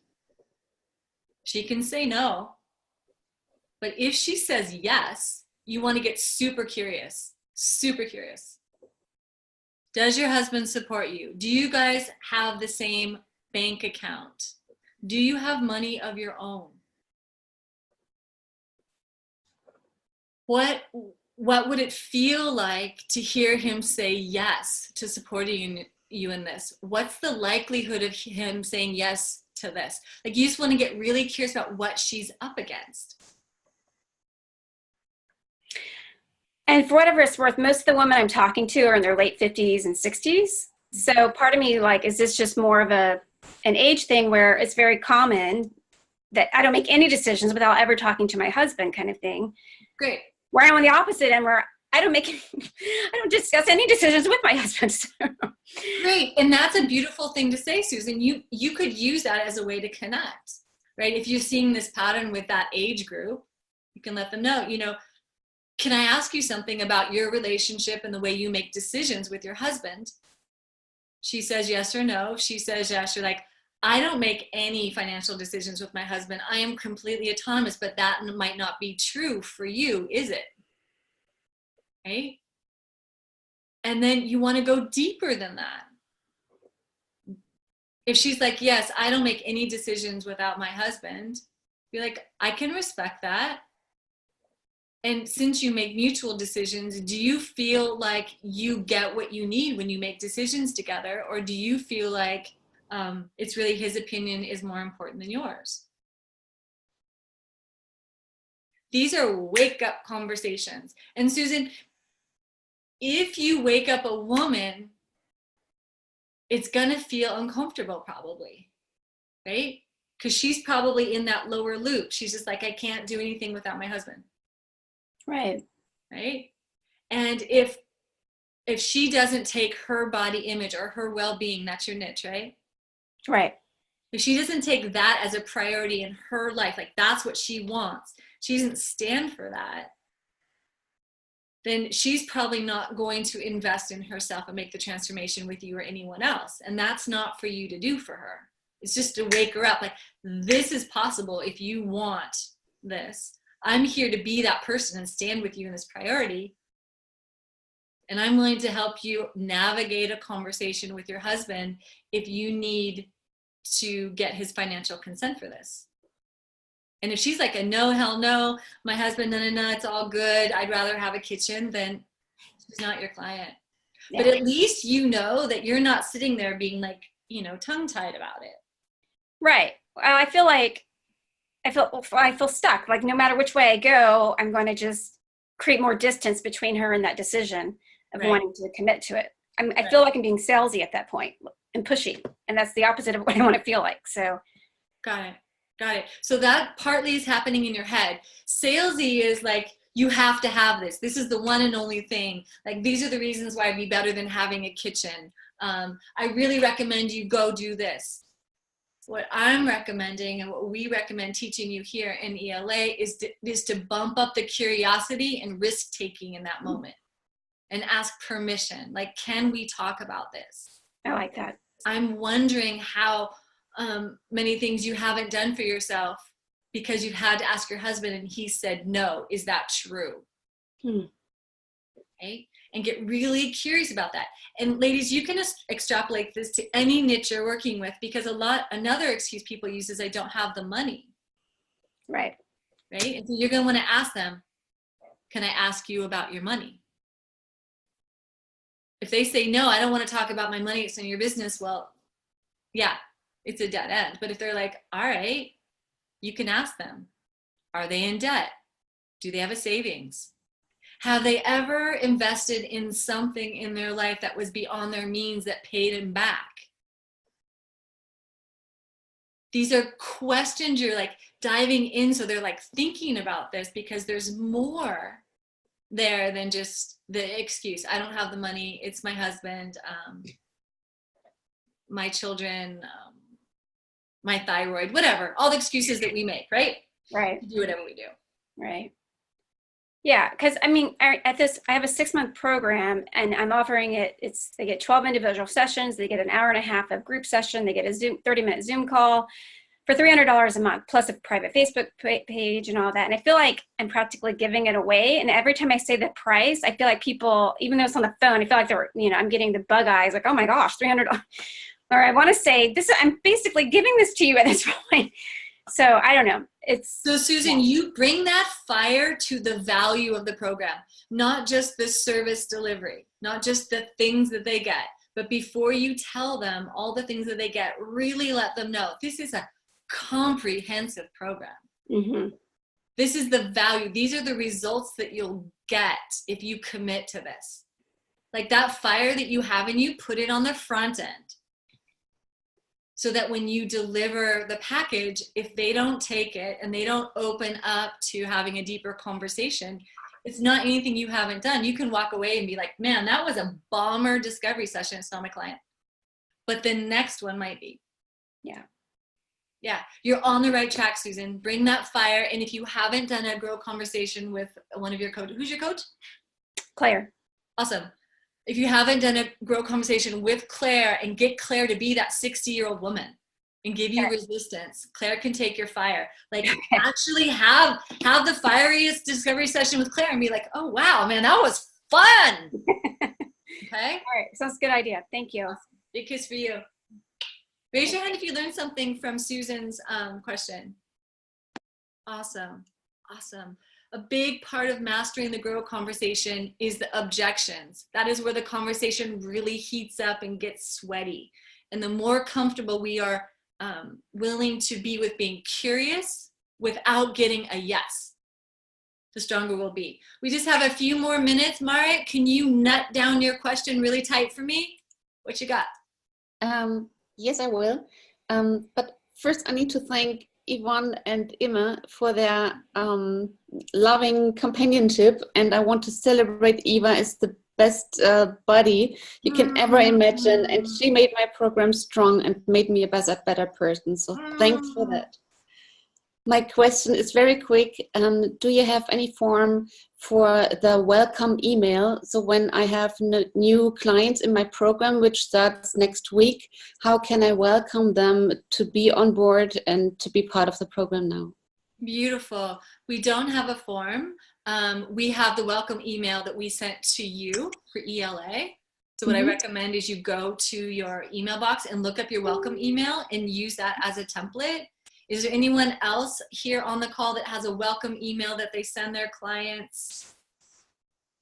You can reach out to Sarah. You can reach out to Yvonne. There's Marna, Pam. Did you get that? Sarah Coolidge, Yvonne, Pam, and Marna. Reach out. Got it. Thank you. Yeah, so there's 5 examples. Great question. Do not reinvent the wheel. Thank you for nutting that down. So we have one last announcement before we let you go, ladies. Did you learn one thing on the call today? Awesome. Did learning that one thing help you feel in some part of your body that you can take an empowered action step this week? One thing. Yeah? A little bit more power? I don't know, Doc's thinking. She's like, I don't know. Yeah, okay. She's like, wait a minute, give me some time. I'm sorry, you're just under my cell all the time. I feel like we're in the same room. Hold on to that little bit of empowerment, ladies. If you're feeling tired or sunk or, under the New Year's, holidays, things, whatever, it's not gonna last. 2019 is rolling into the year of the pig, whatever the hell that means. And what it means for us is that staying in action keeps us out of plummeting down into the victim loop of we can't do it. Because what's true is each day we can take an action step to expanding our life in service to our clients. It's totally possible. Claire, thank you for being so patient with announcements. What is the last thing you want these ladies to know, quick and dirty, before we get off the call? Quick and dirty. So we have a New Year survey going out this week, and we want you to check your inbox. So thanks in advance for just taking 5 minutes to fill it out. And it really helps us to serve you better and support your final months in the program. So you'll get one coaching session, and that's going to be awarded to one winner that completes the survey by January 22nd at 5 p.m. Pacific. So that winner will be announced on January 23rd at the mastermind call. Don't you love how I love how we just keep giving it away. Such an incentive for you to stay supportive, because who wants to fill out a bloody questionnaire? That's like, oh, boring, right? Except if they get something in return. Everything we do here, ladies, anything that we do that might feel salesy to you, anything we do that like kind of makes you feel like you want to or you don't want to, like notice how it pulls you into action, and that you can use these things with your clients. Like if you're looking to build your client base, what would it hurt to give away another 45-minute session to one of your clients? What would it hurt? What would it hurt to give them a 30-minute brainstorming session? If you've got more time than clients, consider when people are on the fence, they're excited, but they're not committed. You've had a grow conversation with them and they're a good fit, to offer them some extra time with you as a bonus to get them to say yes. Don't offer the whole bank. Don't offer them 6 months of free sessions, but consider an extra session or a 30-minute session or something like that, and notice if it pulls them forward because you're being so generous in creating relationship with them. That's what we do. We find it works. We find it pulls people into making a decision and saying yes. Everyone take a big breath. Let it go. Congratulations for showing up today in whatever space you're in. Celebration, discouragement, hope, fear, a mixed bag of all of it. Congratulations for being a leader on behalf of all the women that are waiting for you. The life on earth is a challenge, and each and every one of you has a special gift. So congratulations for being here. Congratulate yourselves for being here. I made it too. We're on fire. We're going to unmute our lines and say goodbye, and we will be back. I believe we will be back next week. Yes, we will. We'll be back next week for our mastermind call. And for now, we're going to let it go with a big wahoo. Ready, ladies? 1, 2, 3. Wahoo!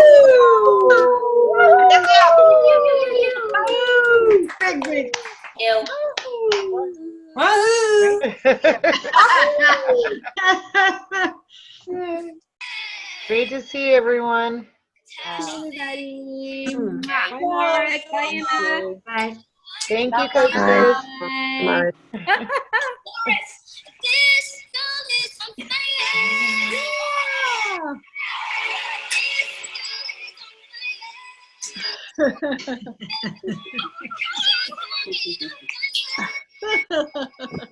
Your clients are waiting for you. Yes, they are. Yes, they are.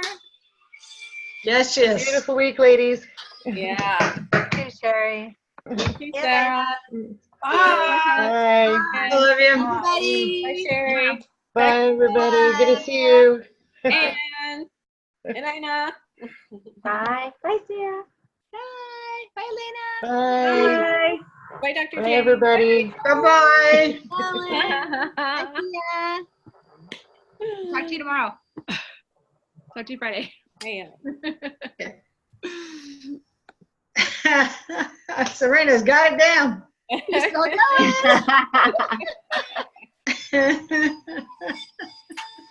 Go, Serena. Yay! Luck, ladies. Don't give up on yourselves. All right. Amazing. Bye. Bye.